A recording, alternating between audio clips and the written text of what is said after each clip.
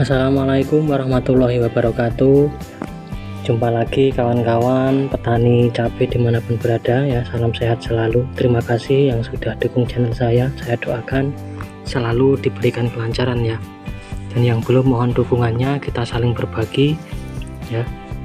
Kita channel baru Pak. Nah, jadi kondisi cabai saya ya, usia 78 sampai 80 hari setelah tanam, karena memang tanamnya itu tidak satu hari selesai. Kita tanam tanpa mulsa ya di musim penghujan.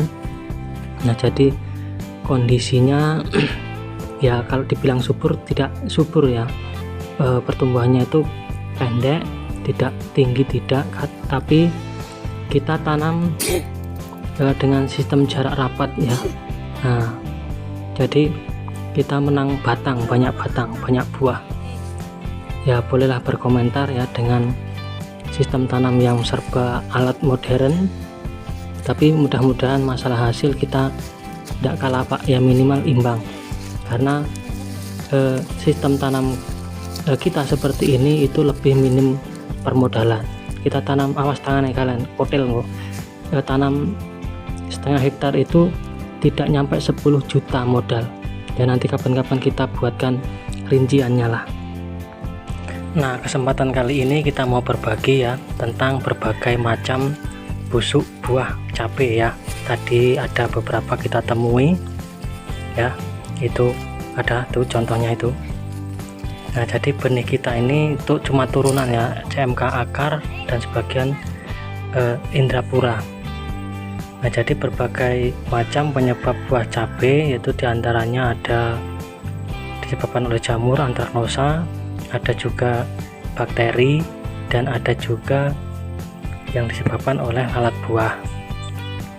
Ya, ini tempat kita taruhlah kan masih wajar kita temui, karena ya ibaratnya rumah aja kita sudah bentengi, kita kunci gembok, tapi masih ada kecolongan.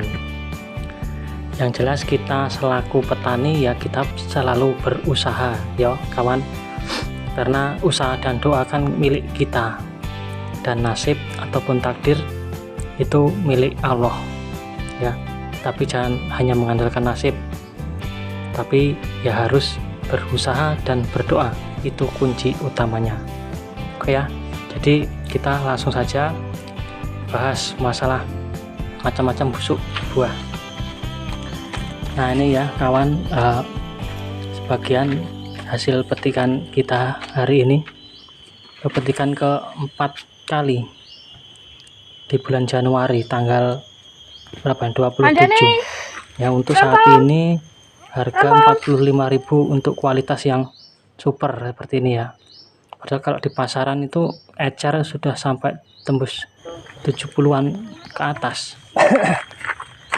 Nah, ini ya, tadi sudah saya kumpulkan beberapa contoh dari busuk buah cabai kita ya. Ini dia. Jadi ada yang disebabkan oleh bakteri, jamur, dan juga ada yang disebabkan oleh lalat buah. Ya, ini berdasarkan pengamatan mata seorang petani saja ya, karena kita memang hanya sekedar petani kecil juga. Nah, ini contoh busuk buah dari jamur antraknosa ya. Jadi sifatnya itu bintik-bintik hitam membundar oval ya. Dan busuk ini itu bisa terjadi buah yang sudah merah ataupun buah masih hijau, dan penyerangannya itu rata-rata langsung di tengah-tengah buah seperti ini ya. Dan rata-rata ya, kalau jamur antraknosa ini tangkainya itu terlihat sehat ya, tapi di buahnya itu yang terkena jamur, akhirnya busuknya kering ya, dan lama-lama itu bisa menyebar sampai kering semuanya seperti ini ya. Ini bisa terjadi di buah-buah hijau bahkan muda. Nah, seperti itu.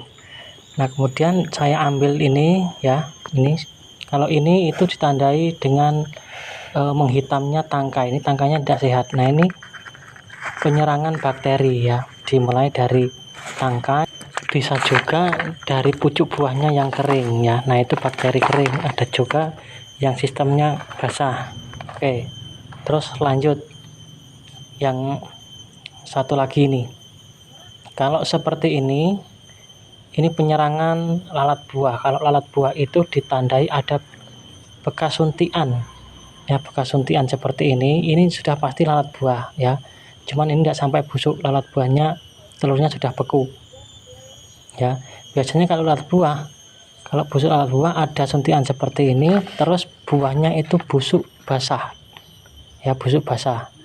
Tapi busuk basah ini juga terjadi dua macam, ada yang disebabkan bakteri juga seperti ini ya.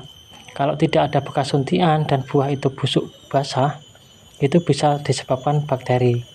Tapi kalau lalat buah itu busuk basah, cuman ada bintik suntian dan di dalamnya itu ada larvanya ya. Kalau di dalamnya itu dicek ada larva ya, ulat kecil-kecil itu, nah itu sudah dipastikan lalat buah ya. Ini kita cek ada apa enggak. Kalau enggak ada berarti larvanya sudah mati kena insek kita ya. Ada apa enggak ini. Tapi yang jelas kalau ada suntian, bekas suntian itu lalat buah ya. Kemungkinan kalau lalat ininya enggak ada, ulatnya enggak ada, itu sudah mati. Nah tapi kalau seumpamanya tidak ada suntian lalat buah, kemudian buah itu busuk basah ya, itu bisa diserang karena bakteri ya. Nah biasanya buah itu seperti ini ya, busuk basah. Nah lama kelamaan dia itu akan kering sendiri, jadi cairan buah basah tadi akan hilang sendiri, menetes ya, dan buah nanti bisa gantung, tinggal kulit luarnya saja ya, transparan. Nah itu bisa disebabkan bakteri. Rata-rata itu terjadi ke tanaman yang kiomen, pinggir-pinggiran pepohonan ya.